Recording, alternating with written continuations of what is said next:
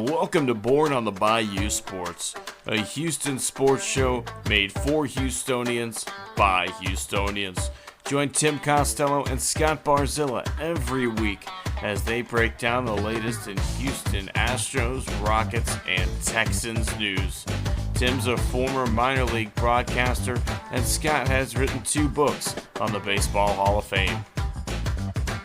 Yeah, if Javier could get it figured out, it would make things a lot easier because he was that guy everybody was counting on this year to be a Cy Young candidate, take that big step forward and help anchor this rotation with Fromber.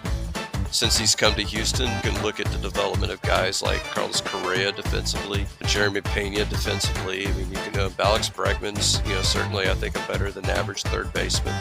And now you're putting teams in 3rd and 8, 3rd and 7, 3rd and 9. Now here comes Will Anderson. Pin back your ears, let's go. So if you're Bayou born and bred, or just like spending time in the H, sit down, relax, and stay Houston strong.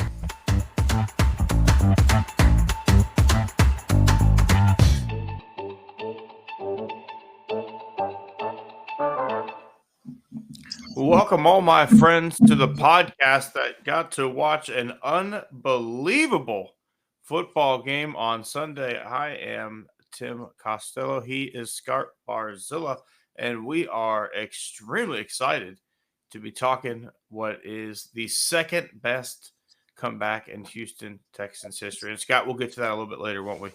Absolutely. I was going to say I had written the recap, and it was ready to go at the start of the 4th quarter, and I had to scrap that dude and write a complete new one.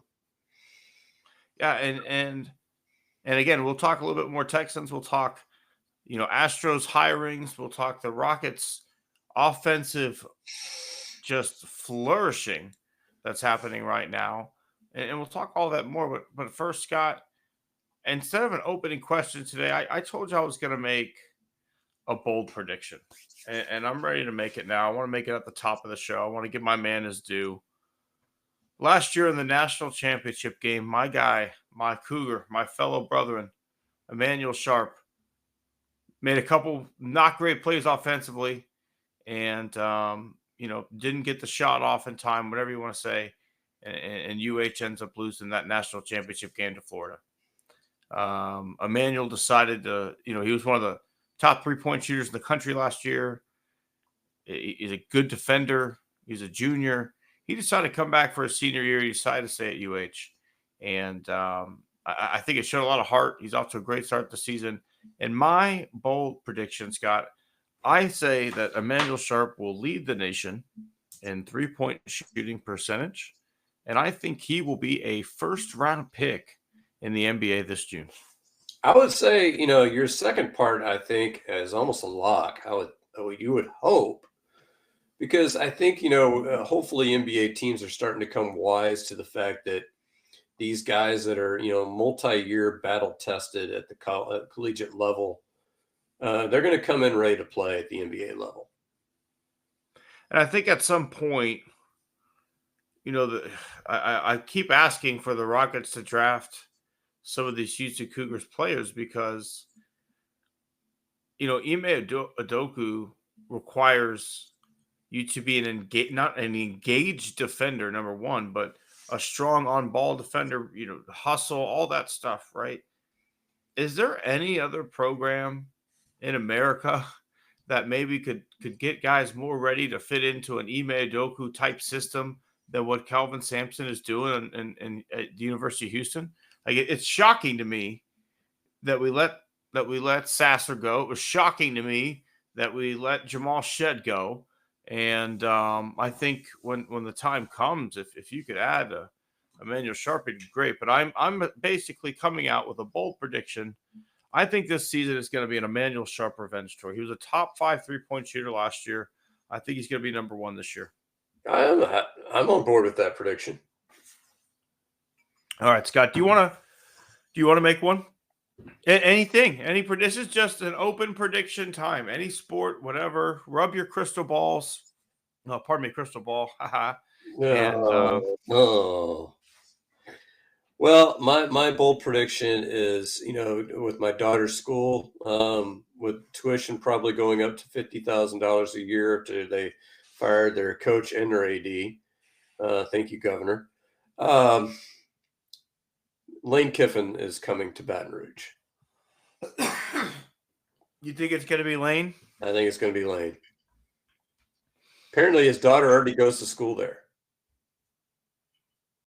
Does her daughter want her dad at the same school, right?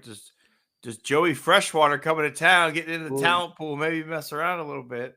But no, in all seriousness, I think that's a fair prediction. I'm curious in today's day and age, Scott, where NIL plays such a huge factor, right? How do these schools separate themselves? Because if you're LSU and you're Ole Miss, truly at this point, and I know your daughter goes there. I don't mean this to be rude or anything like that. What's the difference? Like I'm playing an SEC schedule either way, so I'm showcasing myself on national television or whatever you want to say, being out there and being seen. I have an equal chance to go to a bowl game, whether it was LSU or Ole Miss. It really just depends who's got more money, right? Like, is that the pitch? I've got this much booster money, because other than that, everybody's got nice facilities. Everybody's in the SEC. Everybody's got NIL money to spend. Is it just I can give you more? I don't know. I'm not going to speak intelligently about Ole Miss, but what I can say about the LSU experience, having gone through it, as a parent, is that they have a very substantial national footprint.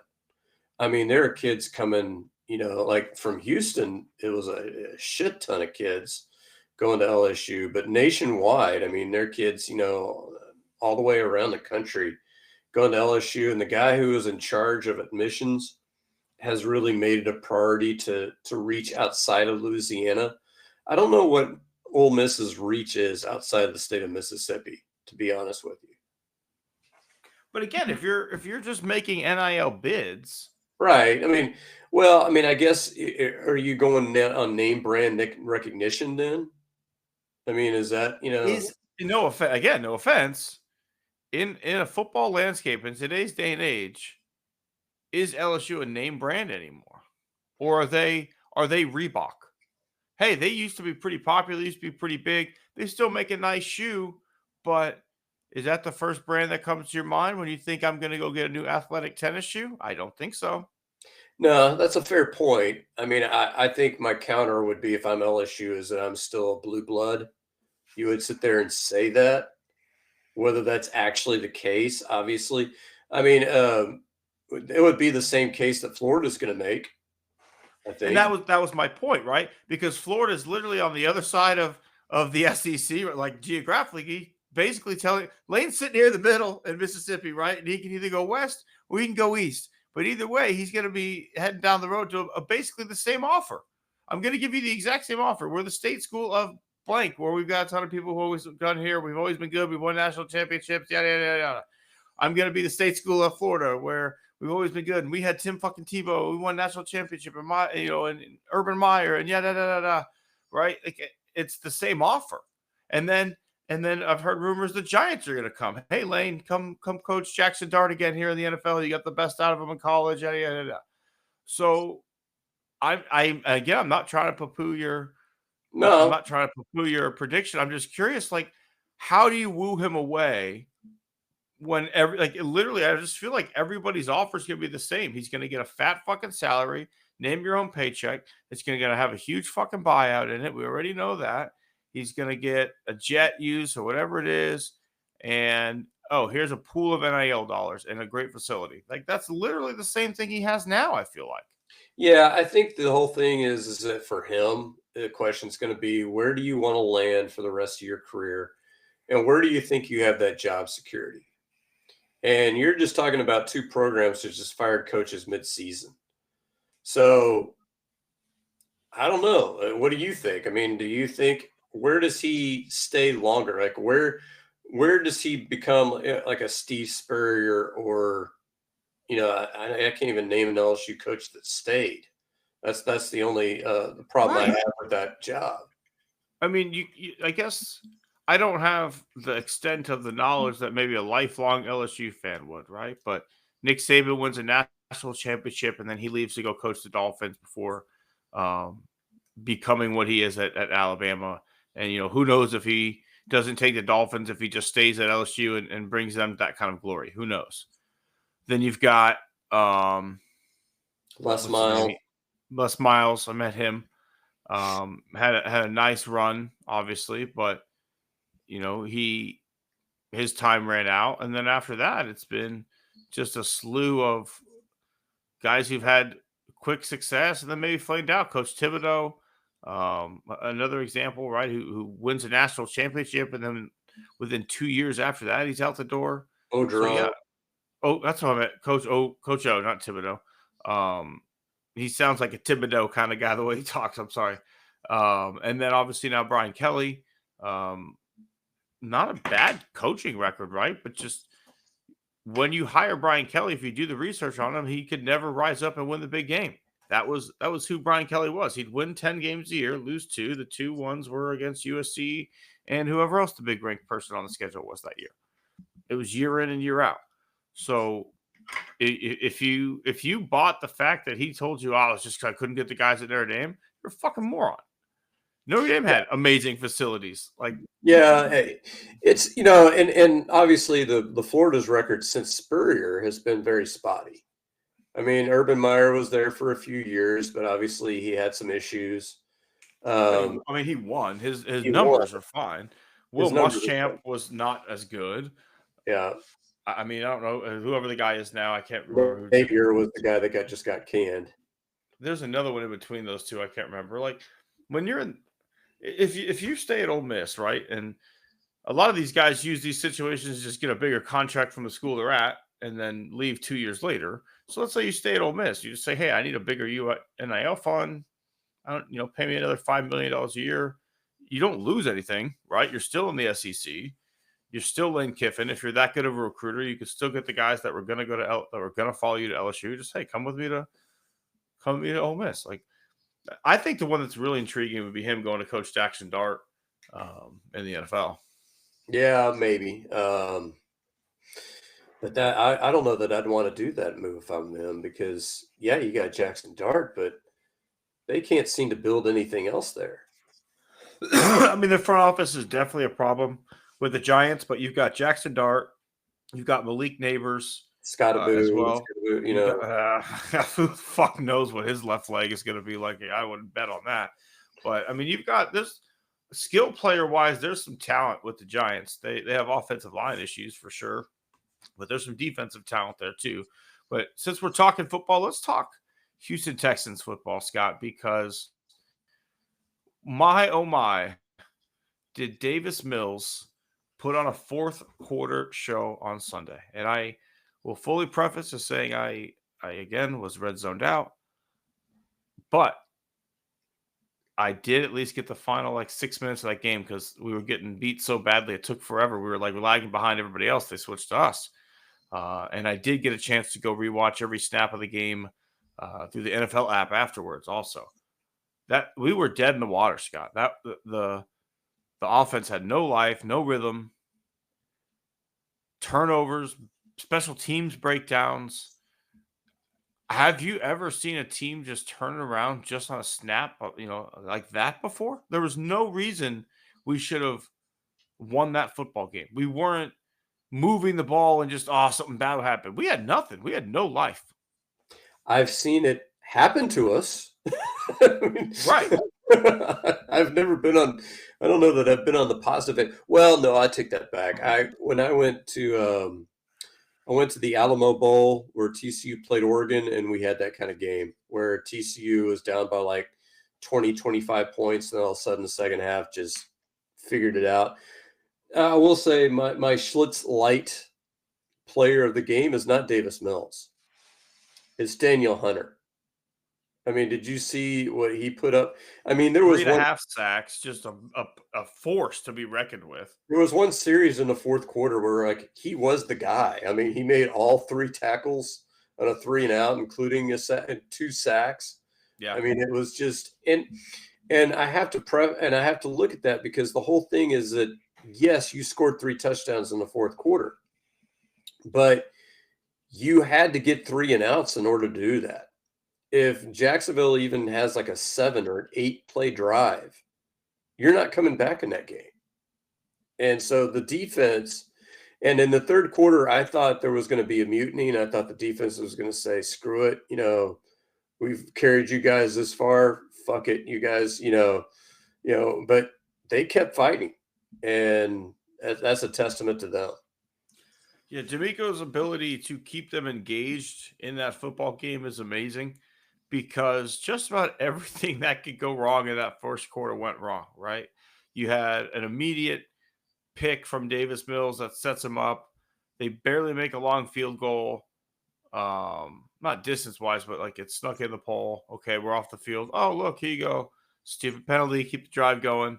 Again, defense fucking holds, gets a field goal. Great. And fucking ensuing kickoff, you fumble, ends up with a very, very short field touchdown. Okay, 10-0. Offense goes 3 and out. You punt. That punt gets fucking taken back to the house. Like, all of a sudden, you look at the score. If you're not watching the game, right, it's 17-0. You're like, what? And then you see the team gives up 29 points, and you're just like, how? And then you actually go watch it. It's like, we gave up 1 touchdown drive all game. That is it. That team gave up 1 touchdown drive, giving up multiple short fields, multiple tough scenarios, and realistically only allowed 1 touchdown drive of the whole field. You mentioned the fourth quarter when you had to have stops, when you had to get off the field. Danielle Hunter just found a way to say, ain't happening today. And obviously part of the ability of doing that all game, being the menace he was in Trevor Lawrence's head. That man had a terrible fucking day on Sunday, and he could feel the fucking heat coming, and it was obvious. Is there anybody who has stolen more money than Trevor Lawrence? I mean, shouldn't he be in a federal prison at this point? I mean, it's Brock Osweiler is a very fucking wealthy man, Scott, because of his ability to steal money. But Lawrence has got he's got one of those $300 million contracts or whatever. So I mean, Osweiler stole some money. I'll grant you that. But I think Tua's up there too as another great money thief. I don't know what's going on in Florida. They can't draft quarterbacks, but I agree. I think it sucks because he was a great college quarterback. There was no reason to think he wouldn't be good in the NFL. And then you pair him with Urban Meyer, and you probably ruined his whole career. And here we are now, and it's probably too late. It is what it is. I'll take it. I was under the impression this Cohen guy's going to be an elite offensive mind. Baker loved working with him, said he was his favorite offensive coordinator. He's not happy, obviously, with the play. You saw the end of the sideline, throwing the headset and things like that. But more than the defense for the Jags cost them. But Trevor Lawrence, like you said, if he could have put together just one drive ends the Texans' hope. If you could have just put together a field goal drive, you have a kicker who can hit from 60 fucking yards, and you couldn't do it. Yeah, not even a field goal, just like drive it to midfield and punt. That would have been the end of the game. And for Davis Mills, we banged on Clint Sterner last week. I got to bang on him again because he's like sitting there knocking off, listing all the things that Davis Mills did wrong, and then Davis Mills gets an A. It's like, no, that's not how grading works. Grading doesn't work where I sit there and throw all the things that he's not on an IEP. I don't think. Do you think Davis Mills is on an IEP? I don't think so. Maybe long neck syndrome. I don't know, but but in the fourth quarter, what Davis Mills proved to me is that he is a definite bona fide backup quarterback in this league. Yeah, and I wasn't sure of that coming into the game, but I think coming out of the game, I was like, yeah, this is a guy that if your starter goes down for 2 or 3 games, you can send him in. You can feel reasonably okay about him winning one of those games.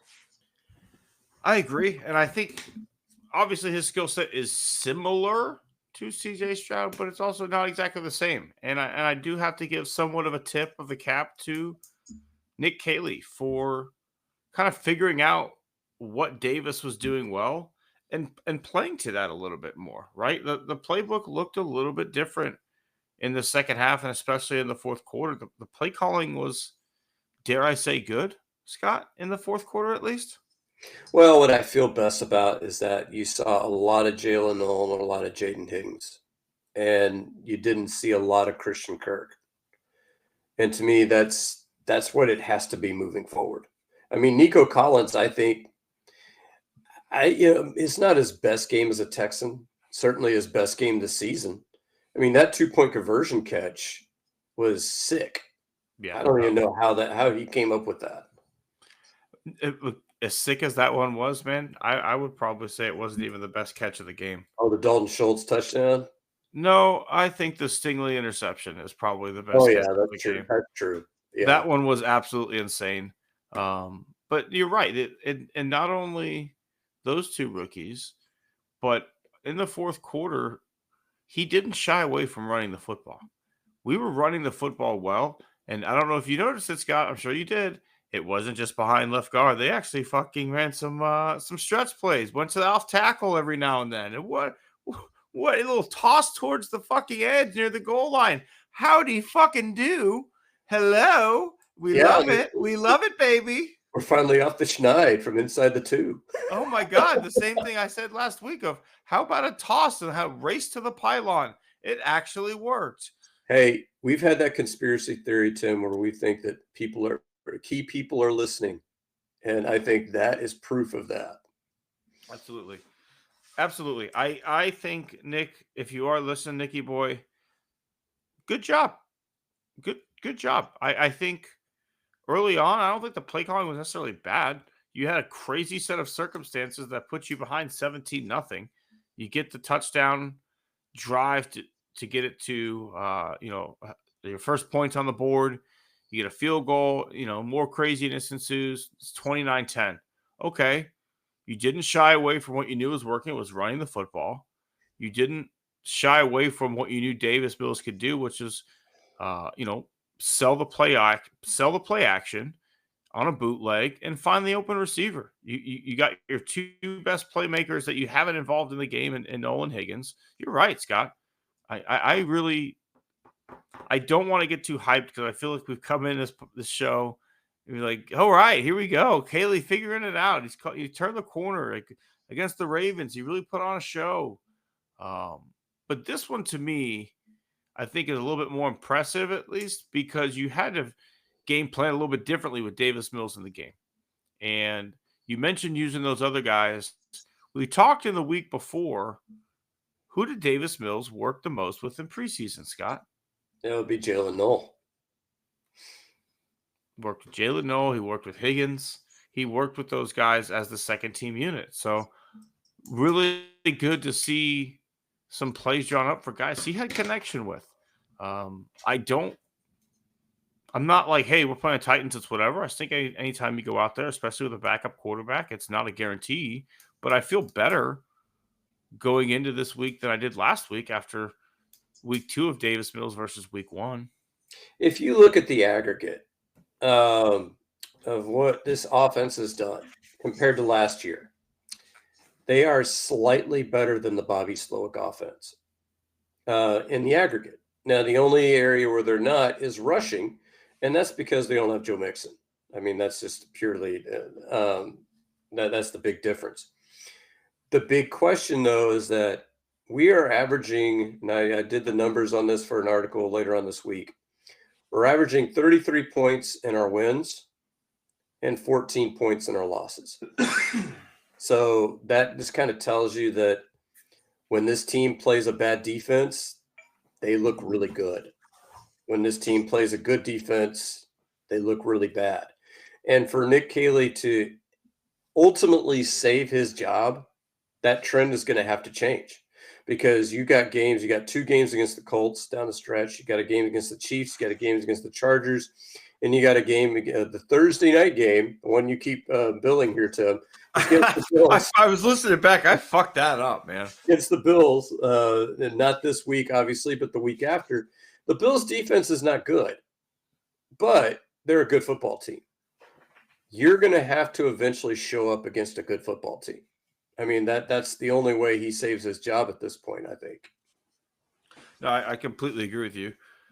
I'm encouraged at least that we saw something different. We saw him adjust the game plan for the man calling the plays and just, figuring out what was working and keep going. There's been so many times where, as you said, you're pounding a square peg into a round hole. Well, at least like today, they kept pounding round holes through round pegs. Like, hey, if it's working, keep pounding it.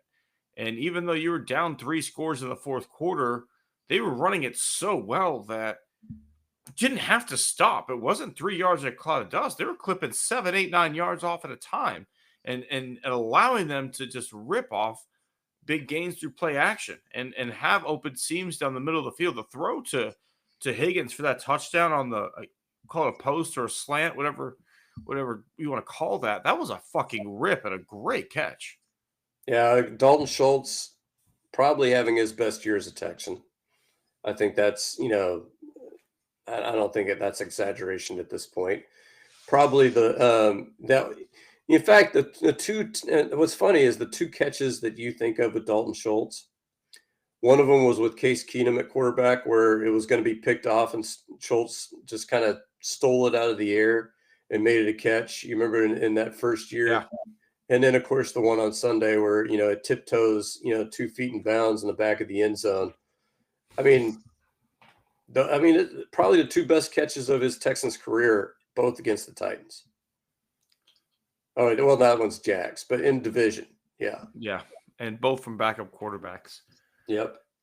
All right. Let's talk some next week, Scott. You mentioned the Titans. I think you were thinking segue.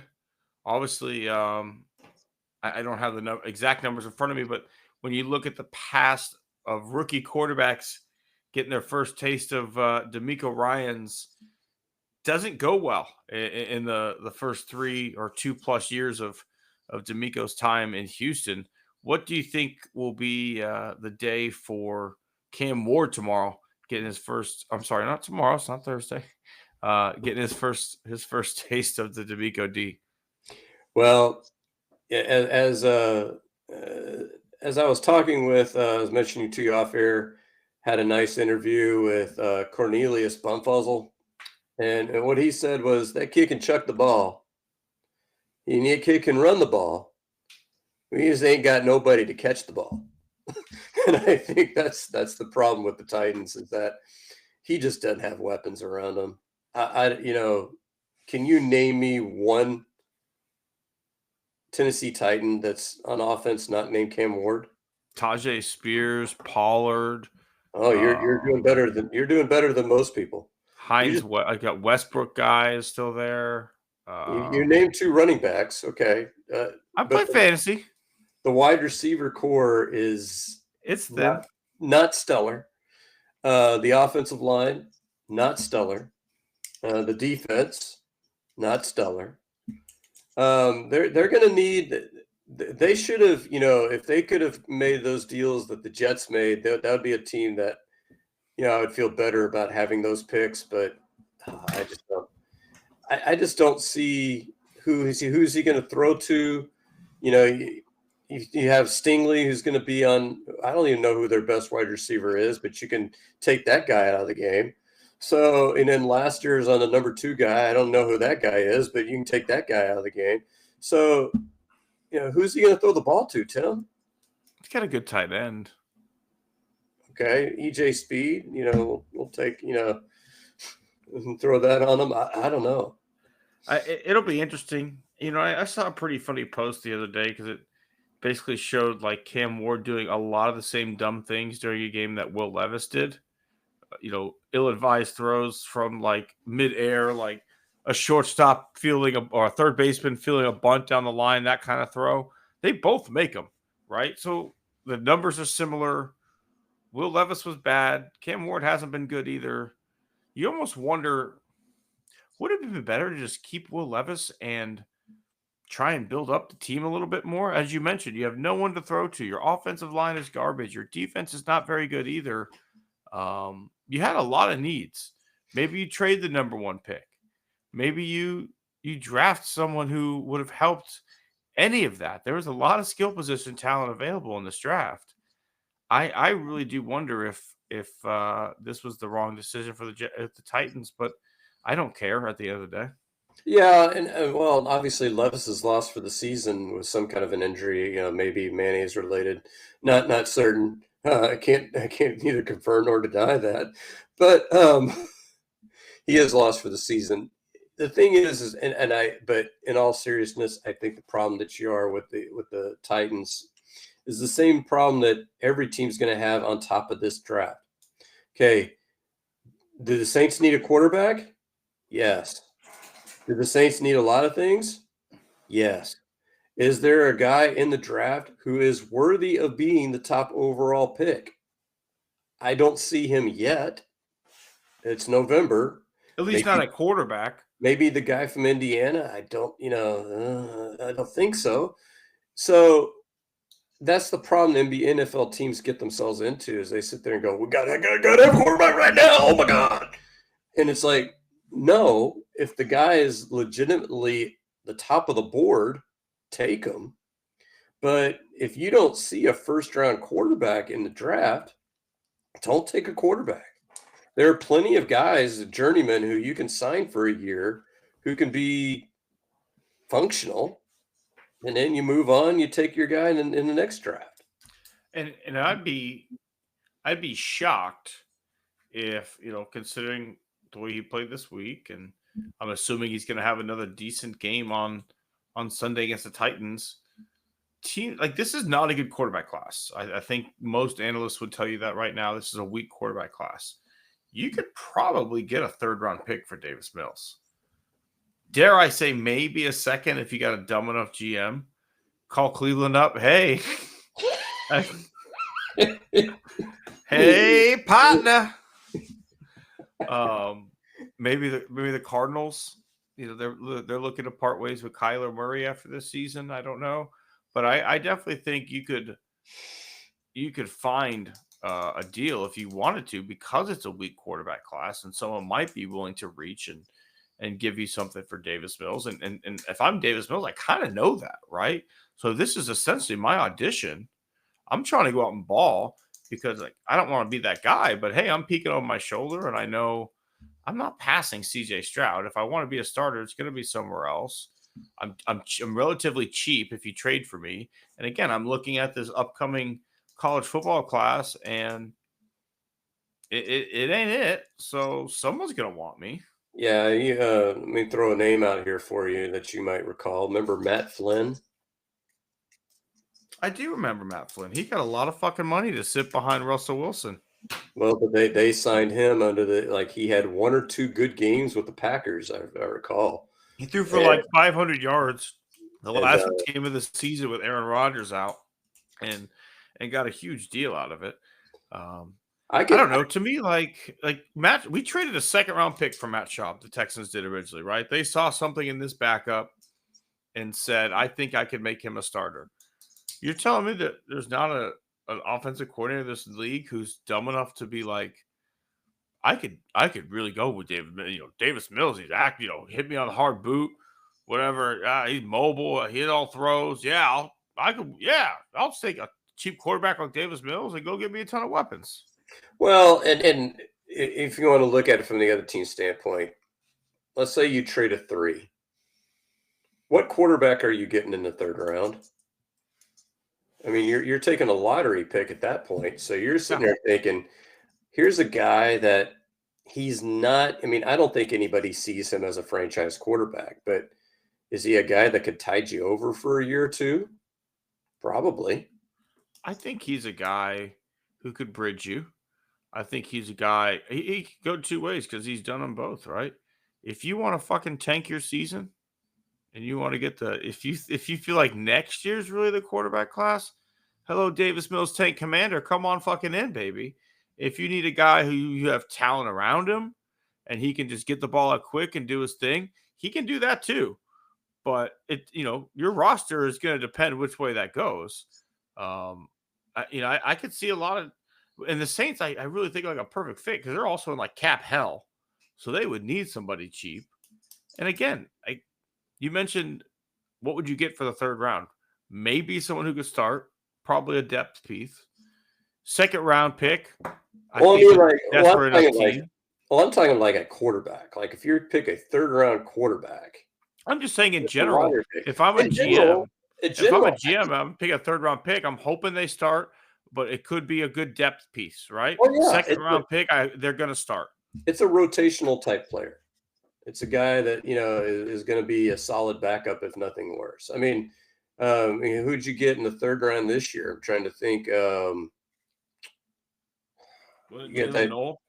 Noel was like a fourth rounder, and I think you got the guy from USC that's like a corner safety, Smith. Smith, yeah.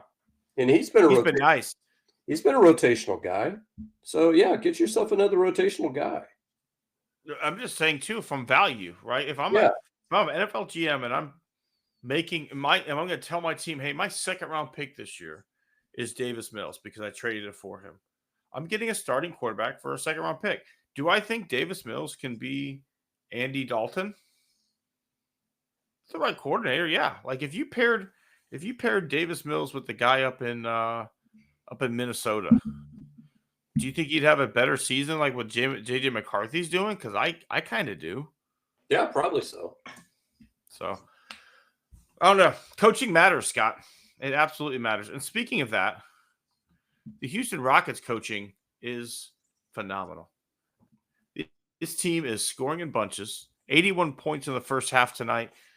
And then we started this show, so I don't know where they are right now, but they are the number one offense in the league. It's so unbelievably balanced. Is it getting a little closer? It's a little closer, but our punching boy, Reed Shepherd, 21 points. I saw him make a three. I mean, and here's the funny thing about all this is that, obviously I don't even call them the Wizards. My name for them is the Buzzards because I kind of combine Bullets, Wizards. You put it together, it's Buzzards. Did you see what their record was coming into this game?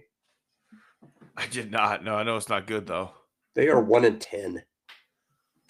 I mean, I didn't know if anybody had played any NBA games to begin with. It's a perfect Cam Whitmore situation. He's getting some minutes. But it's like, and the thing is that I got to feel bad for them because they're clearly probably the worst team in basketball. But with the lottery, their chances of getting the number one overall pick are not that great. Which, it seems to me, if I'm going to go through the pain of like a 10-win season, give me the first overall pick. Come on. Yeah. Could you imagine if you're like the Rockies and after all that, like you get the 7th pick in the draft? Well, the Major League is doing a lottery system as well. That's kind of a modified. So I don't know that the Rockies got the number one overall pick. That is true. I don't think that's been announced yet. It's probably closer to the draft that they announce it. But no, the Rockets, an amazing win on Sunday. Come from behind win. Really spurred by Alpi. Ends up getting the game-winning play. This team, Scott, is so fun to watch. And they're fun to watch because they share the basketball extremely well. They move the ball. They really do not seem to care who scores as long as they get points on that possession. And as a fan, that's fun to watch. At times, and I love James Harden. I will always be a James Harden fan. He was probably the second best Rocket of all time when you look at what he did in a Rockets uniform. Okay. Sometimes he was not exactly exciting to watch. There are other stretches he was unbelievable. But the drive and draw foul stretch where he just ISO'd everybody away and it was either a drive or a step back three, that wasn't exciting basketball. No, it wasn't. And to me, the guy, obviously Sengun is the guy who was a nominee for the NBA Player of the Week. So, I mean, he's had an amazing year. But to me, the guy that has really stepped up this year is Amen Thompson. I mean, he has taken his game to another level. He's not yet a good shooter, but he's a passable shooter. And that's what we were looking for coming into the season, where you can't do the Russell Westbrook where you stand 10 feet away from him and said, okay, go ahead, jack it up. Let's see it. I mean, he can bury you enough to where you have to come up and play him. And if you come up and play him, he's just going to drive it right by you. And what's been wonderful about Amen is you can't pay as much attention to him as you'd like to when there's a Kevin Durant on the floor and when there's a Alpi Sengun on the floor. So he's getting at times a second or third best defender on the team, right? And his basketball IQ has grown in such a way that when he sees, hey, this person's drawn over here, this person's drawn over there, bye, I'm right by you.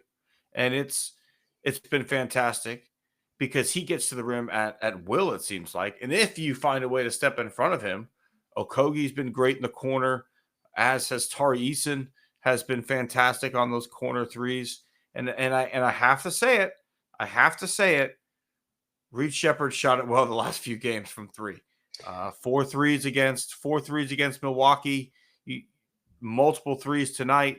He's got 2 16-point games coming into tonight. He's already at 21, you said, here tonight. So Reed might get a slice of humble pie from the Born on the Bayou Sports podcast. Well, he already did last week. Remember, I tipped my hat to him last week. We got a hat tip, but we might have to go on down to House of Pie and order a slice of humble pie to go and hand deliver it to Toyota Center. Well, my favorite guy from this team, after watching him tonight, just in a brief time he's on the floor. Let's see if you remember. I'm bringing back some names. See if you remember. Do you remember Larry Smith? Vaguely. That's probably right at the beginning of my Rockets watching years. He was like a rebounding specialist. That's what I thought. Yeah. I'm sure you remember Chuck Hayes. Oh, I just showed my wife some Chuck Hayes free throw videos today. Not an offensive player you'd want to pattern your game after, but as a defender and a rebounder, Chuck Wagon, baby. To me, Steve Adams is on that level. I mean, it's fun it's not fun watching him shoot free throws. That's not an enjoyable watch. But what is an enjoyable watch is watching him, box guys out and just dominate on the offensive and defensive glass. I think what's fun about it, Scott, because I agree with you. I wanted to talk about Adams specifically, so I'm glad you brought him up. What's fun about it is that man understands his role, right? Like Steven Adams isn't clearing everybody out, calling for the ball down low on the block to run some, he ain't doing that. Steven Adams is there to go get the fucking basketball and either go right back up with it or kick it back out to whoever's open. And if you dare come in his fucking paint, you will get the forearm from fucking hell and he will block your shit in the process. And to see him not only understand that role, but just flat out embrace it, that's fun to watch. Because when anybody is great at what they do, it's enjoyable. And when what he's great at is just being the best enforcer in the league, fuck yeah. We need that tenacity. I think it was Robert Orr used to talk about, like, you couldn't come in the paint without a forearm shiver. You don't get to just fucking waltz on down Main Street and have your layup and thank you very much. We'll see you on the next possession. Fuck that. You catching one. And Steven Adams makes sure that everybody catches a little something on the way by. And to me, Clint Capella is a perfect compliment to that, because Clint Capella is not the same level of enforcer, but he's a better shot blocker. So, I mean, it's kind of a yin and yang kind of thing what they have going with those two. I really like what they're doing with Capella. I think they're using him very effectively. I don't like his haircut. It's really weird seeing him without like the high top fade Capella, right? Like I had baby Clint with a fucking kid and play high top fade for so long, and now he's an adult with his braids. It just doesn't look the same. Also, I don't like him in number 30. It's not right to me. I think he should have got his original number back. But other than that, Clint's been wonderful. And you and I both kind of were not hesitant, right? We were just curious of why he was signed. It seemed like there was a lot of depth at that position already, assuming you had Adams as the backup. But now seeing the way that they're rolling out the three of these guys together, hell yeah, right? This team is so fucking deep and so versatile. I you're not going to win every game. I get it. But you cannot tell me right now in a 7-game series that there's any team we don't match up well with. Yeah, We can chessboard that motherfucker like anybody right now. Yeah, and I obviously I think the Spurs showed that they are going to be a challenge because they have a lot of length as well. And they've got a lot of players they can throw at you because they've had, you get lottery picks out the yin yang, in addition to picking up De'Aaron Fox. I think, obviously with Capella, would we have rather had a point guard with that money? That's kind of a tough, Right now, the way that Reed Shepherd is playing, I'd say no. Yeah, I think they're that's fine. I think we have to admit right now we were wrong. And I still want Jamal Shed on this basketball team? Yeah, I still think he'd be a great fit. I don't think you need him though. I don't think there's that immediate need the way we thought there was, the way that this team moves the basketball. And part of that is Okogie for being able to fit right into the starting lineup and really be the Derek Fisher guy we talked about, right? Do a little ball handling, but mostly hit open threes when they give them to you. Yeah.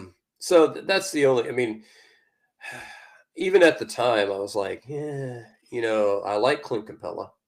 I mean, I think everybody has fond memories of Clint Capella as the starting center on this team. That's the only thing that I would worry about. And I still think this team picks up a veteran point guard at some point this season. I don't disagree with you. I'd just be curious who's coming off the roster in that situation. I still don't understand what Tate is on this team. If there's a team in the league who want to give him more than 7 minutes a game, I don't understand why he didn't go there. But hey, Juwan Howard stayed in the league as a player for 8 extra years with the Heat after he stopped playing minutes in real games too. So Haslam's another one. So maybe he is just one of those player coaches. I don't know. But it wasn't like Jason Tate had this dominant high point of his career. He was decent for 3 years during our lowest point, and now is just our 15th man sitting there. What, makes $7 million a year to do what? I don't fucking know. Hey, don't knock it. Well, but that's probably who comes off, right? You're not losing. Reed Shepherd's earned his minutes. Okogie's earned his minutes. Where are you? Who are you taking minutes from at this point? Well, and I was going to ask. So I know in in football and baseball, you can get your pension at a certain time. I wonder what that point is in the NBA. That's what Tate has to be playing for. Get in that, what was it, 5-6 years, whatever it is. Let me get in that minimum. I can get that free ticket to NBA game for the rest of my life, like they do in baseball. Healthcare, you get the healthcare. Get the healthcare. I can get that CTE taken care of. So I don't think there's much CTE in the NBA. You never know. But anyway, Tim, yeah, it's been fun to watch. And also, side note, did you see? You were watching the game, so I know you might have saw the video. They might have brought back something kind of like Turbo. Okay, they had a guy doing crazy fucking dunks in a spaceman costume. Now, I love Clutch. I think Clutch is fun. He's great. I am a guy who grew up with Turbo as the fucking Rockets mascot, slamming shit home and doing some amazing trampoline dunks. And I think we need to bring that back. There's a picture of a new uniform that's coming out. We're going back to the mustard and ketchups next year. Bring Turbo back. And if he's in a space costume, I'm fine with that. But I think you'd have to agree with me here, Scott. You can have a situation with Clutch and Turbo together. We don't need to have one or the other. You can have a slam dunk mascot for halftime and the fucking bear doing his thing in the stands. We can have both. Oh yeah, I agree. Just to report that it is a final. It is 135-112. Called So off the dogs. yeah, just 23 points, but in only 31 minutes for Kevin Durant. 16 points, 13 boards for Sengun. 15 points for Jabari. 18 points and 8 assists for Thompson. That's a nice effort. 20 points for Tari Eason off the bench. I mentioned the 21 points for Reed Shepherd. And then your Adams, we mentioned him earlier. 5 points, 8 boards, 4 assists. That's pretty salty there from his minutes off the bench. Yeah, I loved watching this team play. It's exciting basketball. I can't mention it enough. It really reminds me of that 2018 team where you just were so versatile. You had Chris Paul and James Harden handling it. You had Aminu, Al-Farouq Aminu. I can't remember, whatever. You had him. You had Ariza. You had PJ Tucker. You just had defense and the ability to switch everything, and it was fucking fun. And this is one of those teams too where they can light it up, man, and they can D it up, and it's a fun basketball team. All right, Tim. Well, speaking of lighting it up, the Astros have hired a new hitting triumvirate, Scott. Taking a little Roman history for you here. But we have an offensive coordinator. You've got a head coach and an associate hitting coach. Now, I, for one, like the approach, especially when they kind of lined out how the duties are going to be handled. It seems like the offensive coordinator is really going to look more at game planning and strategy and kind of break down each individual pitcher. And the coaches will kind of handle more of the mechanical work and things of that nature. So to know that those are kind of the roles that are going to be defined seems intriguing to me, especially when we've talked previously about the approach of our main offensive, our main hitting coach that we've hired is more line drives, more patience, leads to higher walk rates. Okay, that paired with better preparedness for our hitters, at least in theory, sounds pretty good to me. Yeah, and I think the other guy that they just hired to be the on-the-field assistant is more analytically minded. So you've got kind of like your old school, who I think, even though he's old school, I think he's in line with where the analytics is going in the game. But he's going to have a more old school, probably mechanical approach, to those things. And then you have a guy that's a little bit more analytically minded who's going to be in the dugout. So, yeah, you've got the guy in the office, in the cubicle, firing out, your strategy. But to me, to have a guy in the dugout who can sit there and go, especially with a guy like Christian Walker, should he still be on the team, who's more of a data nerd, could give you that data in real time is a nice approach as well. And I think in addition to, line drives, I think they want to hit more fly balls in general. I think this team has been way too ground ball dominated, which, you can see with all the GIDPs that this team had in the past few years.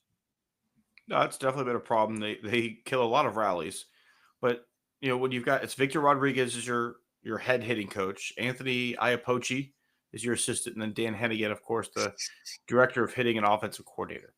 So I agree with you. Having a good link between Hennigan and Rodriguez in game, it's going to be crucial. Hey, they made a pitching change. This guy, based on the scouting report, likes to get ahead first pitch slider. When he gets ahead, when he gets ahead of the count, he likes to bury this pitch. He likes to do this, go up. Those are the kind of things that some hitters like and some hitters need. You mentioned Christian Walker's need for that. I don't think we provided that to him when he got here.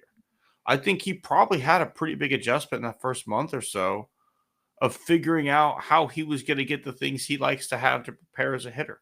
I don't think that's a crazy assumption, Scott.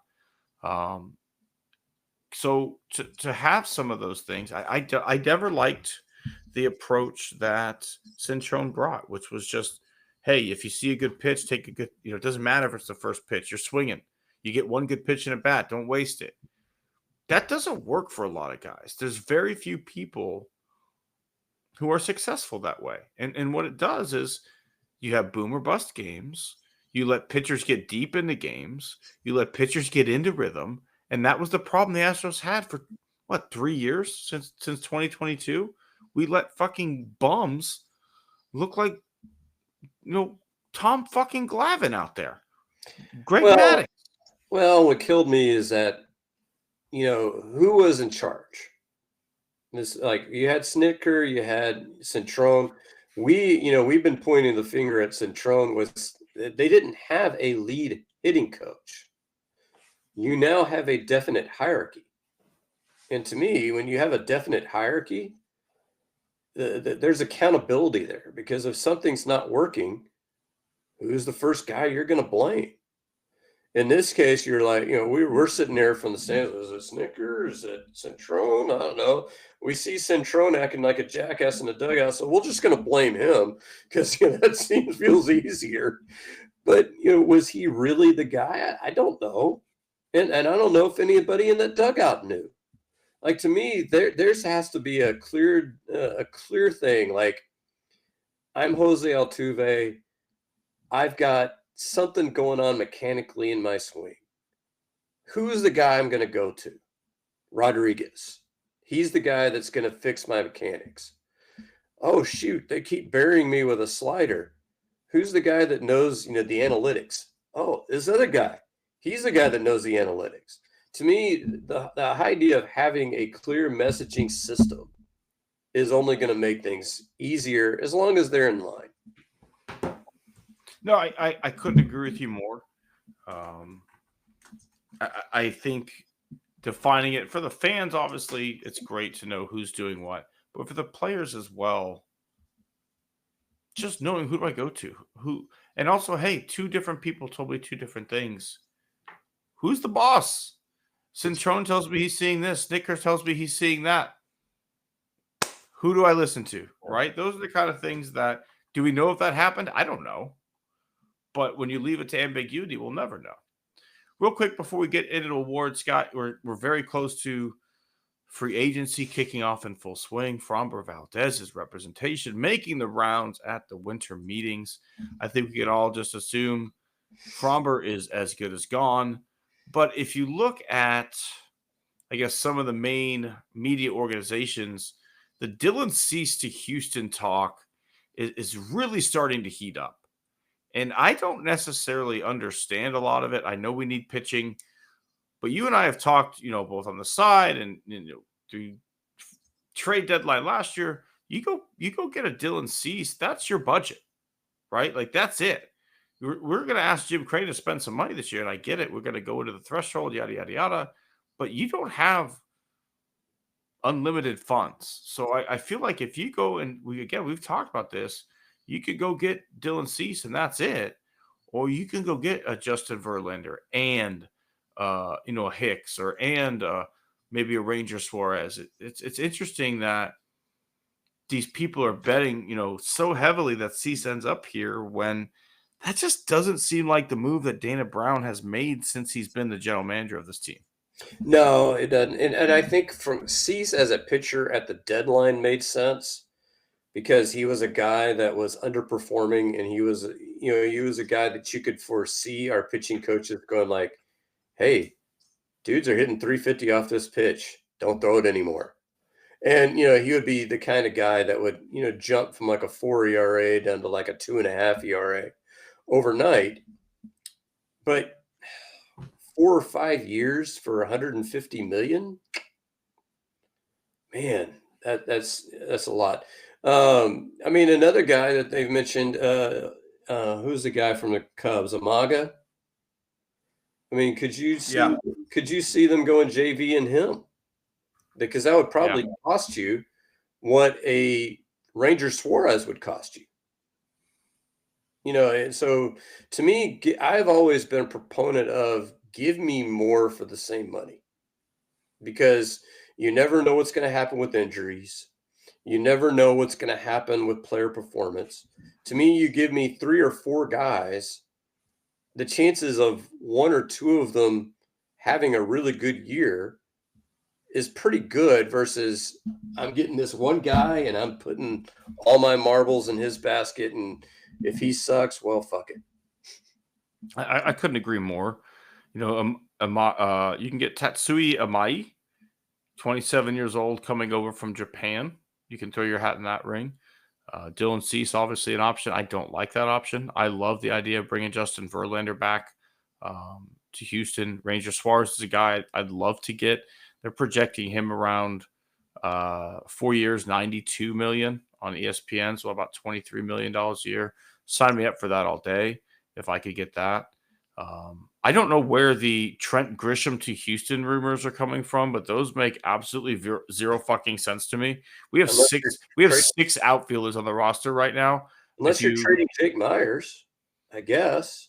But even then, if I trade Jake Myers, Scott, I'm planning on Cam Smith as my starting center fielder on opening day. That's the only way I move. If it's because I can get more for Jake Myers than I can for Jesus Sanchez, so he's going to start and right. And Cam Smith, I need you to learn to play center field. That's the only thing that makes sense to me. Unless you're trading both of them, I guess. I don't know. Yeah, I saw that in MLB trade rumors. One guy said Trent Grisham to Houston. I'm like looking at that, going like, yeah, I don't know. Michael King, an option, 30 years old. They're projecting him at 3 years, $57 million, so about 19 a year. Could be an interesting option. To me, getting 2 guys at about that $35 to $40 million combined range, to me, that's the way to go. That to me, because look what else you have in your rotation. You got Hunter Brown. You've got you think you have Spencer Garrett-Getty. Think you're pretty confident that he's going to be back? I think he'll be back. And then, of course, you've got Jason Alexander. Well, you Jason Alexander, but you also have Blue Ball, yeah. At the end of the year, he's a guy that looks Colton Gordon. Hello. He's a guy but Blue Ball looks like a future Hunter Brown. Yes. And I don't think he's gonna be good. I don't know that I think he'll probably follow Hunter Brown's career path because Hunter Brown in his first full year had some kind of hiccups because it's your first full year at the big league level. And so to me, when Blue Ball is your 5th or 6th starter, sign me up. If Blue Ball is your number 3 guy,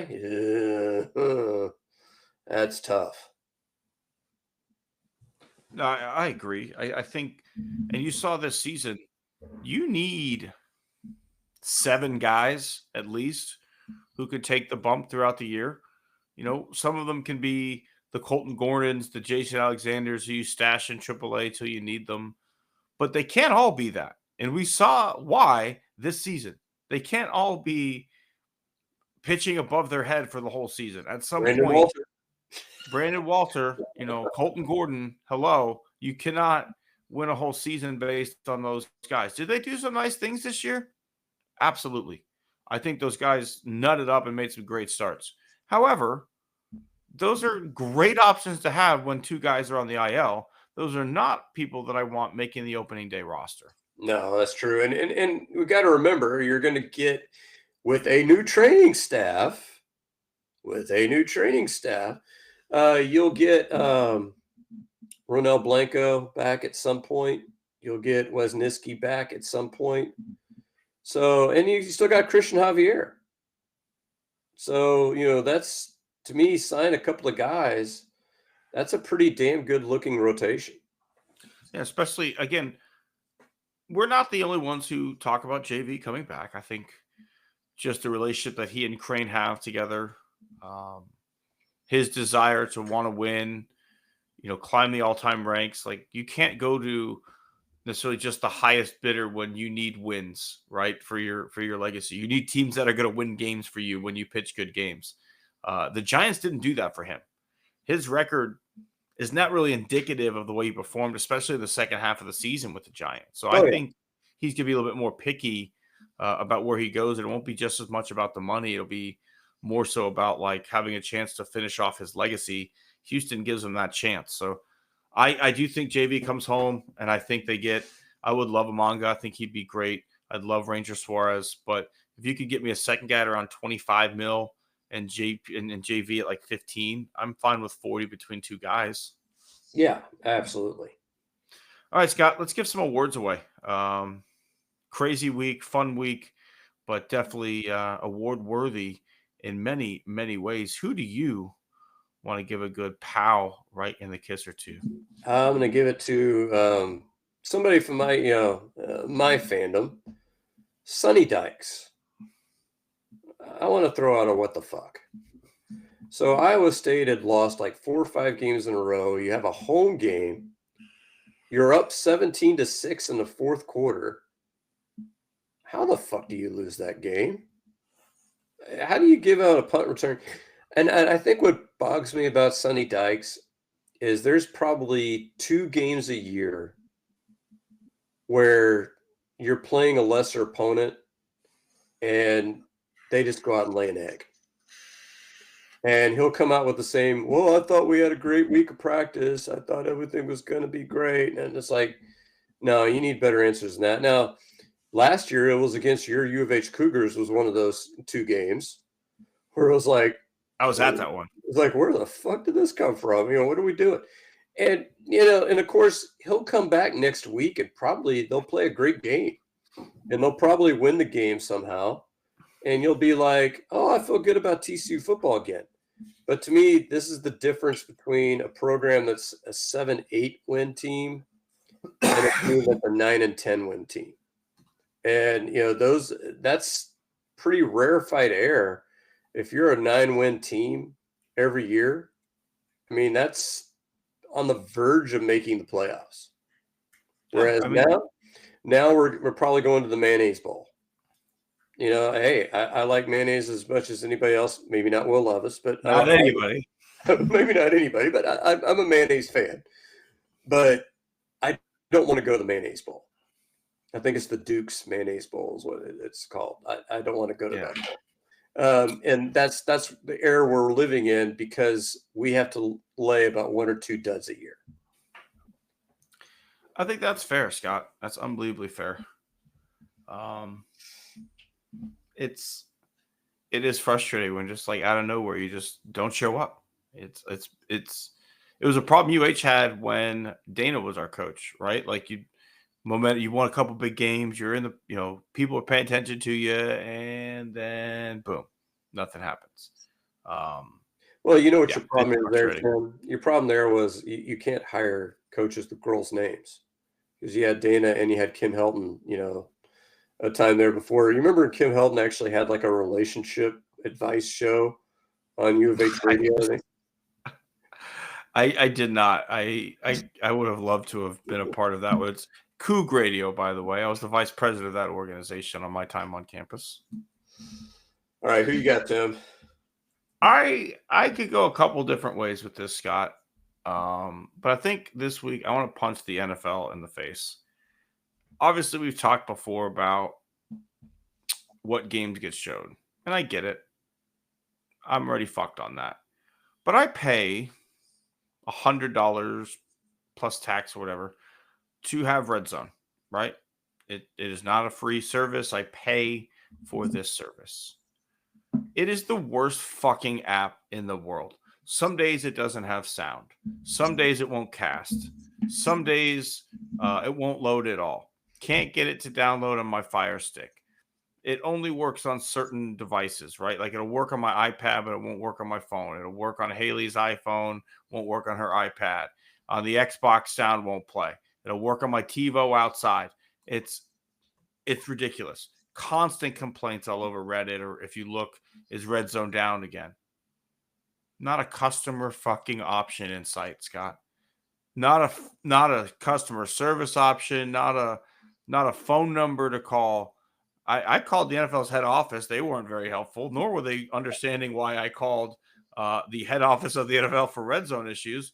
They give you shop.fanzone at NFL.com as the place you get help. I'm sorry, where I buy jerseys, where I buy a fucking $100 knit jersey is where I need to go for my Red Zone help. They didn't give a fuck. $100 they charge you for this shit, and it's the only option we have because I can't afford fucking the the one where you can watch every game. That's like Like 600. YouTube TV. Yeah, Yeah. it's like $600 a year. And if you have YouTube V, then you just lost ESPN. So this whole thing is just ridiculous, right? Like, why can I not just pay the NFL $100 and get every Texans game regardless of where I live? Why do we still not have that? Why do I pay you $100 to not be able to get sound to come through and to look online and see this is a common issue and has been for 2 fucking years? And you guys just go eat. It's like the South Park episode of The Cable Company where they lifted up like, oh, does that bother you? Oh, that's so bad. I'm so sorry. Oh, please tell me how much that bothers you. Oh, yeah. Like that's like I literally imagine like Roger Goodell is in his office, like, turn the sound off on the Xboxes. Do it now. Oh, look at Reddit. Oh. So yeah, whoever does Red Zone, I want to punch you in the face. Yeah, that's fair. That is fair. All right, Scott, who is your horse's ass this week? I don't know if I'm stepping on any toes here, but I'm going to go with Major League Baseball. And here are a couple of things. And I think one of them you're probably going to end up bringing up, but I know you're the one who mentioned to me that Bryce Harper is now in the crosshairs for kind of his run in, but the labor agreement is not even up until after the 2026 season. So why is it that we're talking labor strife? Baseball is its own worst enemy. To me, you just came off with, would you agree? We didn't like the outcome, but would you agree that was a great World Series? Yeah. Well, unbelievable Game 7, to say the least. I mean, I was very upset with the outcome, but, I felt like I was watching an Astros game, but, be that as it may. A great World Series, right? Good time is had by most. Why are we talking about labor strife? Why are we talking about salary caps? Why are we talking about salary floors? Why are we talking about, as a huge baseball fan, you and I are both huge baseball fans. I mean, we'll talk the mechanics of, how we should divide up money, but this is about the owners being greedy. Yep. This is about billionaires sticking it to millionaires. And it's about the fact that teams like the Dodgers, teams like the Yankees, teams like the Red Sox, the Cubs, to a lesser extent the Mets, they don't want to share their huge regional sports network bounty with the other teams in the league. So we're going to continue to we can't have a true salary cap, because how does it work in the NFL, Tim? Why is there a salary cap? Because there's also a salary floor to keep it competitive all the way through. You have to spend a certain amount of money. You can't spend more than X amount of money to make sure everybody's competitive. And and there's a national TV contract to make sure that money is equally distributed amongst all the teams. And there is a national TV contract in baseball too, but the bulk of the money is still that regional sports network money. And I read this somewhere and it still floors me. The Dodgers make more money off of their parking than the Pittsburgh Pirates make off their TV contract. I mean, let me repeat that again. The Dodgers make more money off their parking than the Pittsburgh Pirates make off their TV contract. So you tell me. That's not fair to the Pirates, because let me rephrase that. That's not a fair way to describe why the Pirates are in that situation, because they've pissed all over their fucking fans for 50 years. So no one probably wants to watch that shit. Well, yeah. Right? I mean, Paul Skeens is going to be a Yankee. It's just a question of whether or not it's going to be 2026 or 2027. You gave Garrett Cole away for nothing. Like, looking back on that trade, who the fuck did we give up? Oh, Joe Musgrove's a decent pitcher, sort of. Yeah. Okay. Your point is well taken. But you're going to end up, Paul Skeens, they're going to give up. I'm sure he's going to pitch in Pittsburgh this year. And then after this season, he's gone. They're going to trade him. They're going to hold him ransom. They're going to hope that they get a Washington Nationals type of package like they got for Juan Soto. That's going to be their hope. Now, are they smart enough to get the right guys? Yeah, don't know, but I guess they were smart enough to draft Paul Skeens. So I mean, I guess give him credit for that. But No. He was a but consensus number one overall oh, pick yeah, that everybody in America was rushing to the podium to get this guy. They yeah, get no credit for that whatsoever. And they get no credit for treatment of players. They've got a wonderful stadium. Pittsburgh's a really cool city if you've ever been there, but they piss on their fans. They fucking take massive dumps on their fans from a fielding of a team perspective.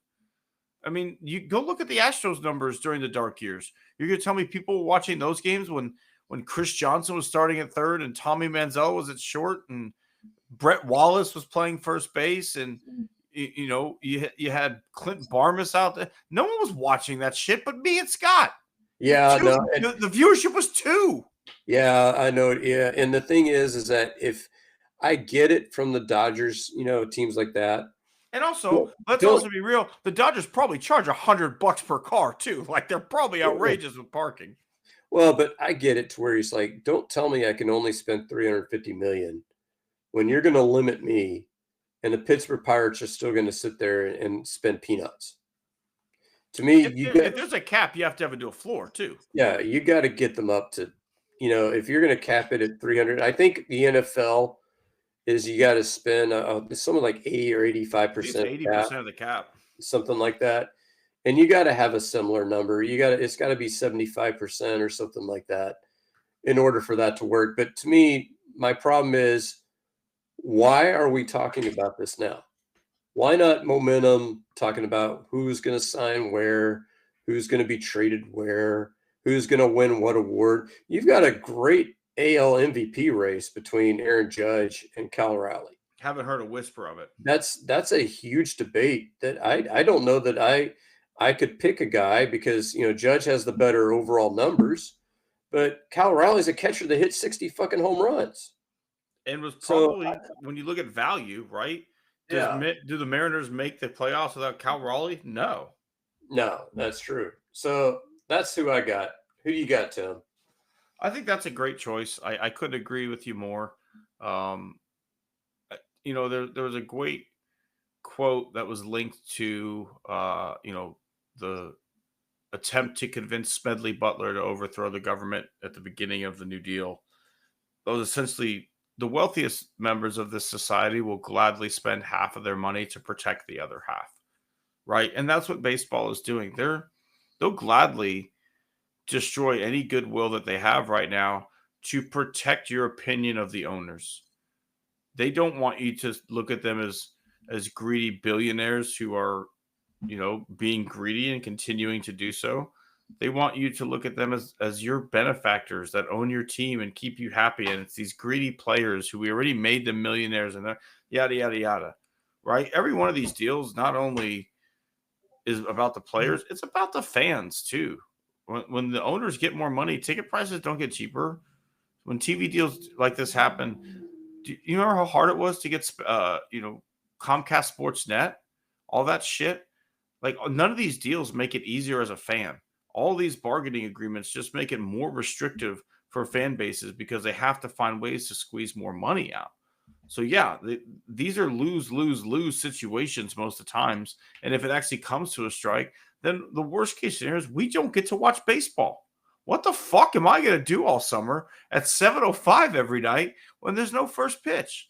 And then we're villainizing players like Bryce Harper, who specifically told, Rob Manfred, who has, by the way, no fucking business being in a player's locker room, to get the fuck out of his locker room, as he should.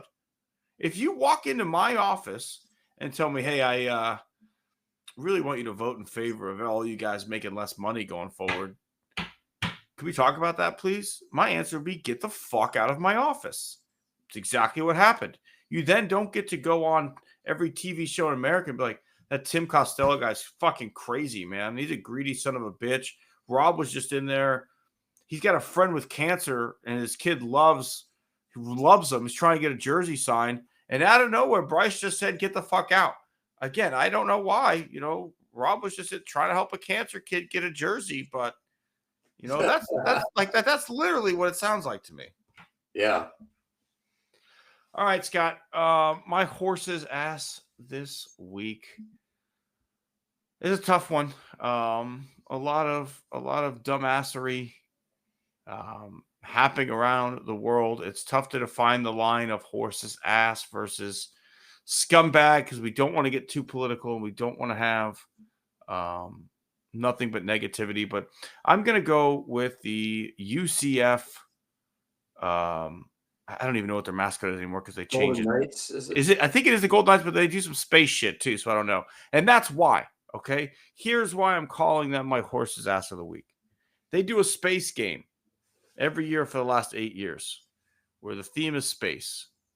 Do you want to know how many times they've done that game against the headquarters of NASA, the University of Houston Cougars, which they've been in the same conference with the whole time? It's probably the first. This was the first fucking year, Scott. How do you have an annual space game in a conference where NASA is fucking located? My professor of what is it? Not the one where you could predict your future from the stars, but the other actual study of space. Astronomy. Thank you. My professor of astronomy logged onto the Mars rover in class one day and goes, "Who wants to see what's up at Mars?" Do you want to know why he was able to do that? Because he worked at fucking NASA. That's what we have at the University of Houston. So you're going to have a space game. The theme is space. And you don't do it against the other space team in your league? What the fuck is wrong with you? The idea of a space game is so cool. I love the idea. Let's do it. But why would you not play it against Houston every fucking year and make it like a joint thing between you guys? Bring out some cool space toys. Bring a fucking alien out at halftime. But why would you not play it against Houston? It's not, hello, Tulsa, we have a problem. No, it's fucking Houston we have a problem, bitches. Come on. I'm just picturing this little green man coming out there and waving to the crowd. Yeah, it doesn't even have to be a real alien. It can be a guy in a costume. You know, you don't have to let any secrets out. We are Space City. Literally, our shit says Space City, and you do a space game. And I love the idea of the space game. I love NASA. I was in part of the Lunar Rendezvous program when I was growing up, right? Celebrate the heritage of the space industry. I love it. But why the fuck would you not play against the other space city every year? Just so dumb. And also, Orlando is not near Cape Canaveral, is it? It's within driving distance because I remember we went to watch the shuttle launch one time. So it's not that far away. Okay. I'll give him that. But yeah, you can't have a space game against, I don't know, random Big 12 teams or random AAs. Hey, we're playing SMU in the space game this year. The fuck you are. No. All right. Is it some positive news, Scott? Let's get positive with it. I mentioned him earlier. Daniel Hunter. That was just an absolute, game for the ages. His best game as a Texan, at the very least. And it might have been his best game as a pro. I didn't follow him much when he was with Minnesota. But you're talking about a guy who's now over 100 career sacks. So you think, are we looking at a Hall of Fame defensive lineman? I mean, I think he's certainly on that path right now. I mean, he continues to produce at this level on D'Amico's defense. He's going to keep putting up huge numbers. He's already at 7.5 sacks on the season. So, I mean, we're basically at the halfway point. So he's on pace for 13 or 14 sacks. He's under contract for another year. I mean, he's probably that will be his last year in Houston, I'm guessing, because I don't think they'll continue to be able to pay him and Will Anderson and CJ Stroud, all that huge, and Derek Stingley, all that amount of money. But it's fun to watch him, while he's here. And he was a joy to watch. And Will Anderson was a joy to watch too. But watching both those guys work, because I don't know how you do it if you're an offensive coordinator. You can't double both of them. So no. I don't know how you do it. What I love about both those guys together is they're both relentless pass rushers. They don't have one go-to move. They're not Dwight Freeney out there putting you in the spin cycle. If you beat that, fuck, okay. They just keep pushing and keep grinding and keep pushing and keep pushing until, hello, your quarterback is met between Danielle Hunter and Will Anderson Jr. Good luck with that. They are just relentless pass rushers. They feed off of each other so well. And to me, it doesn't seem like Hunter minds if his pressure creates a 3-sack game for Anderson and he didn't get the credit, right? Like, I think you and I would both agree, even though coming into this game, he only had 4 sacks, this had still been a really good season for Hunter. It's just some of the sacks were going other ways because of the pressure he created. This was just the first time he got all the sacks coming to him from the pressure he created. So he's been relentless all season. I love Danielle Hunter. He's been fantastic. We basically traded defensive ends with Minnesota through free agency, and both teams made out with what they needed. I bet Minnesota would love to have Hunter back, but we're not letting him go anytime soon. No, and I think one of the things you mentioned is that I think both those guys know that eventually they're both going to have those kinds of games. And I think Will Anderson has been plugging away, a sack here and a sack there. He's got 7 on the season, but he probably knows just as well that there's going to come a game where he's going to have 2, 3, or 4 sacks because of the way both of those guys play. There's going to be a game where one of the 2 tackles is going to be overwhelmed. As you said, you can't double both guys, and it's going to come. They come in bunches. We saw it this week with Hunter. We'll see it with Will Anderson. And again, Anderson's having a great season. It's not like he's not getting the sacks. He'll hopefully end up, 13, 14 sacks. And he's one of the best pass rushers, one of the best linemen in the league right now. So tip my cap there. I agree with your hat tip. Well, and J.J. Watt is obviously the best defender in Houston history and probably will be throughout our lifetime. But can you think of a better pair than these 2 in Texas? No, and that was always the problem with Watt is you never had that other guy, right? Like you tried to bring Jared Crick in here and try and sell me on the fact that he played on the other side of Ndamukong Suh in college, and that meant he was going to do well against JJ. You had the ninja assassin Antonio Smith in here trying to sell me on a load of bullshit that this is the guy that we like. Did he have a 10-sack year? Yeah, because fucking 8 guys were looking at JJ Watt. Hello, it's not because Antonio Smith was some kind of elite fucking defender. Someone was going to get those sacks. So yeah, we've never had a pair like this. But I think that a fair question, Scott. You mentioned JJ's untouchable. What would it have to be from? It'd have to be Will Anderson, I think, because he started as a Texan. What would Will Anderson have to do to even get on that level? Because I noticed, I think they mentioned it in the Pittsburgh game. TJ Watt just is 1 sack short of JJ for the family lead.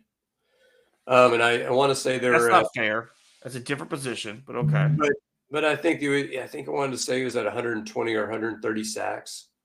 So it's going to take 10, 11 solid years of like 12 sacks a season. I think a couple of defensive, like JJ had 2 Defensive Player of the Year awards. I don't see. I think JJ is a Houston legend. To this point, the greatest Texan we've ever had. But I don't necessarily see it as untouchable just because of the way that I think Will Anderson and DeMeco are a perfect fit for each other. And if DeMeco stays long term, if Will Anderson stays long term and has the health that we hope he has, I think he has a chance to be mentioned right there in that same breath. And I think if they get to a conference championship game or Super Bowl, that might also do it. I agree with you, Scott. I think I have to tip my cap this week to the University of Houston Cougars. I mentioned they played in the space game. They won the space game, a fun Friday night game, a back and forth game where they were down at halftime. They come just like the Texans. They came storming back, and with, I think it was like less than 2 minutes left, they take the lead. It's a 2-point lead, so the field goal would hurt them. UCF makes the craziest decision ever. They go to the backup quarterback with the final drive of the game, which was actually the 5th-string quarterback start of the year because they've had some injury issues. This kid comes in, and he actually gets them right down the field. Clock's going down. They got no timeouts left. They're at like the 20-yard line. They're in field goal range. They're going to try and get one final play off before the field goal. And what do you know? The UH defense steps up, gets a big interception, and they never get a chance to attempt that game-winning field goal. It was an unbelievable win. Cougars are still technically alive for the Big 12 championship and for the college football playoff, but just what a turnaround, Scott. You know, you mentioned last year as losing to UH for TCU was a fluke, where, you know, when we play in 2 weeks, we're going to be the favorite in that game. Oh, yeah. And this team got themselves a quarterback to the transfer portal. They got a defense that bought into what we were trying to do from a culture perspective. And they've got some guys who play wide receiver who don't mind blocking when their quarterback is running or when we run the football. So we turned the culture around. We did it quickly. A huge hat tip for a win and just a really fun season of Cougar football. Yeah, absolutely. All right, Scott, I have a feeling we're going to be similarly aligned on our scumbags this week, but I'll let you get us started. Okay, you and I both know civil servants, and we know people who were affected by this shutdown. That, by my count, is what now, 42 days? Because I don't think they've. I think so. No, they signed to end it tonight. Okay, so on the 42nd day. I am looking at 8 individuals in the U.S. Senate because I'm looking at the deal that they struck, and I'm trying to figure out how they couldn't have signed this deal on day one. Because what did you get out of this deal? Absolutely jack shit. Absolutely jack shit. Because you got oh, yeah, you can put forth a bill in mid-December. Yeah, you can do, yeah. The House will never pass it. The president will never sign it.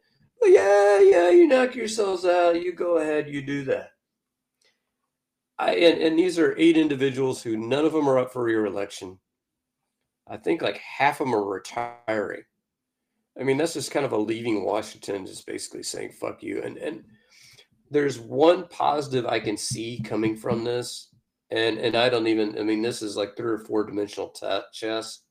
So I don't even know if this is in their minds, but this probably gets out the Epstein files quicker because in order, you know, for the House would have to come back into session. In order for the House to come back into session, he would have to seat that Arizona representative who is the 218th vote. That happened today. All that happened today, and they signed to get the petition on floor. So maybe that's what they're thinking. And we've already seen an email released. But see, here's the funny thing. The email was released saying that he knew about what Epstein was doing and spent time with victims. What does it matter?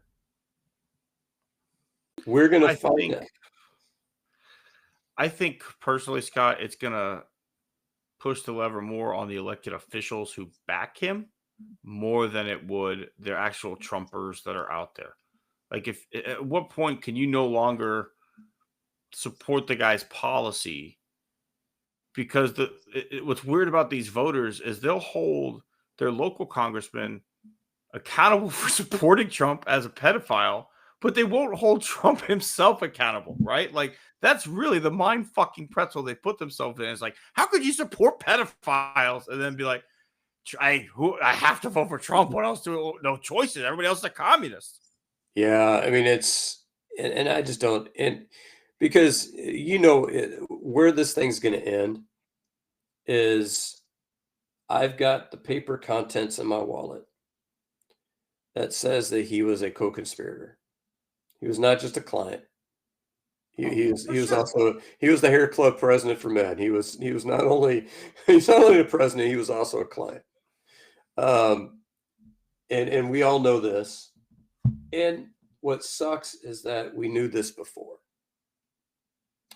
And they're going to release it, and it's going to be fake news. It's going to be deep state. It's going to be, oh, they made this all up. And even though he's the one that rode this coattails for 8 years, you know, to get himself into office and to get himself back into office, basically saying that, you know, Biden was protecting them when we all know that the court record, it was sealed court records.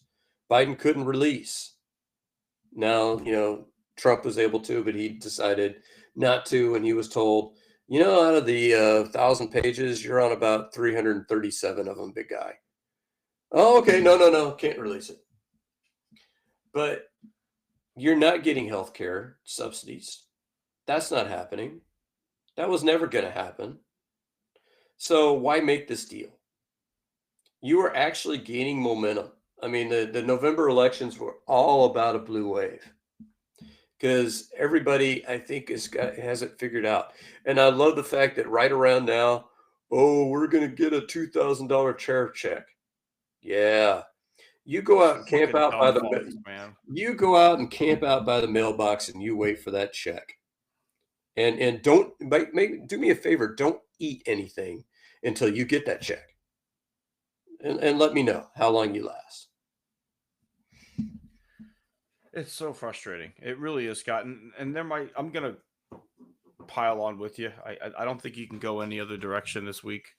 I play golf every week with an IRS person who's been furloughed without paycheck for a while, driving DoorDash. And it wasn't necessarily like he was hurting. It was just, hey, let me get a little extra income coming in. And I guarantee you, if this would have ended up in a way that favored at the end, it would have been a sacrifice he was okay with, right? Like, I'm willing to do this for the betterment of our country if it means we don't give in on every fucking point, right? Like, if we don't cave on literally everything, it's worth it. But when you hold out for 42 days for nothing, you didn't get any of the healthcare stuff you were fighting for. You banned hemp at a higher level on the national level in this bill. It literally was, they didn't come to the table at all, right? Like, nothing changed. There was no major changes from what was proposed originally and why you said, fuck it, we're shutting it down, to where we are now.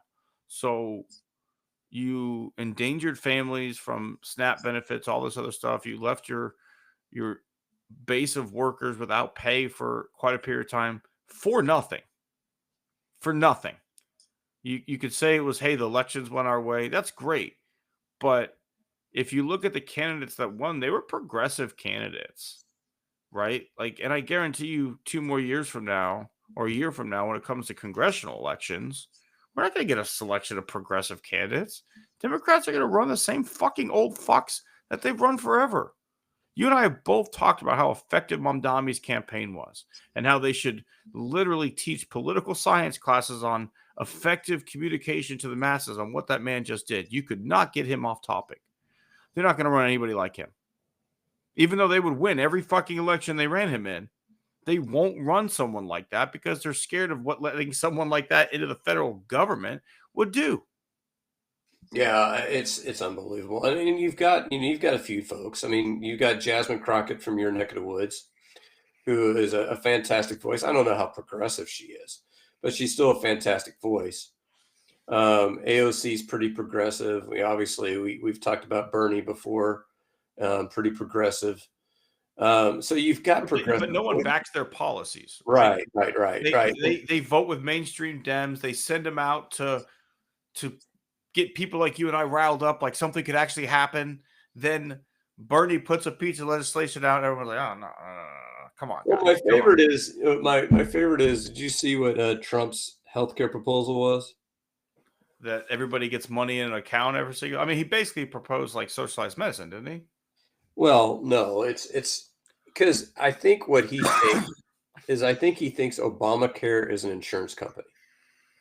Yes. And so I'm going to take money out of Obamacare. Right. I'm going to give it to you and let you shop for your own health care. And it's like, okay, so jackass, the whole way that this works is that you have pools of people. And so insurance companies are going to give you a lower rate if you have a pool of people, because that minimizes their risk. So if you've got every jackass for themselves, then suddenly you don't have a pool. Correct. So me with my diabetes, if you went to me and said like, "Hey, Scott, go shop for your own healthcare," what rate am I getting? Even if I'm getting a rate, see, that's what he also doesn't understand is that the ACA made it illegal to bar somebody from insurance because of pre-existing conditions. I have a pre-existing condition. So if you remove Obamacare, you also remove that protection. So you're going to have people in this country who are not going to be able to get care. So they're not going to get health. They're not going to get healthcare insurance. So they're going to go bankrupt at the first medical catastrophe that they have, or they're going to have to do GoFundMe. So is that really what we want? Do we want to No fund? different than what we have now. The easiest way to lose all your money in America is to get sick. But it's going to be worse if we sit there and go, okay, Tim, you shop for your family. You're not getting it through your employer. Shop for it for your own family. Best of luck. No, you're right. I mean, but that's why I understood why we were holding out, right? I understood these things. To me, the government should take care of its citizens, period. It doesn't matter poor, rich, black, white. It doesn't matter any of that. You are there to protect us. If it's in times of war, it's with military. If it's in times of pandemic, it's with medical care. If it's in times of economic boom, it's with safety regulations, right? Like that is the role of the government in a modern society, is to protect the citizenry, sometimes from itself. COVID was a prime example of like when we had to be protected from ourselves and our government wasn't smart enough to actually do it. And it's just disappointing as someone who lives here to just continually see these fails, right? Like, do you and I understand how to beat these fucks? Like, it's so easy. Well, then my favorite is today in a coming out in a not tweet. COVID was the president's fault in 2020. Okay, sure. Yes. Except I don't think he realizes it was him. Yeah, it was. The president in 2020 really fucked things up. Correct. You made everybody believe that masks were bad. You said it was a fake Chinese virus. You downplayed it. You did all of that. Whoever the president, hey, look it up. I don't remember. Oh yeah, sure. And he was also in favor of he said that Cuomo did a great job as the governor of New York City. Hey, someone's got to do that job, Scott. It's a tough job governing a city state. Okay, I don't think you realize what it's like to have to abide by ancient European policies in an American modern state. Okay, it's really hard. That's why all those old people had to die. Where's the Parthenon in New York? I haven't seen it. But, they call it Madison Square Garden now. But no, you're right. I want to just agree with you on this one. There's no other way you can go with the scumbag this week. You can be annoyed at us for being political, but I think as a society, a certain amount of us were willing to make some sacrifices for the betterment of society. I mean, even today, Trump they're like, we're going to send $10,000 to every air traffic control person who worked during this, and we're from where? I don't know. We're going to do it though. But, okay, thank you for your wonderful leadership. All right, Tim. I think that's all we got this week. We've already had a long one, Scott, but it was an exciting sports week for those of us that are Houstonians, especially if you went to the University of Houston as well, as it was just a really, really fun week. But anything else you want to add as we transition our way out of the show? Nope, I think we're good. Well, we appreciate everyone who joined us this week. We will see everybody next week on Born on the Bayou Sports.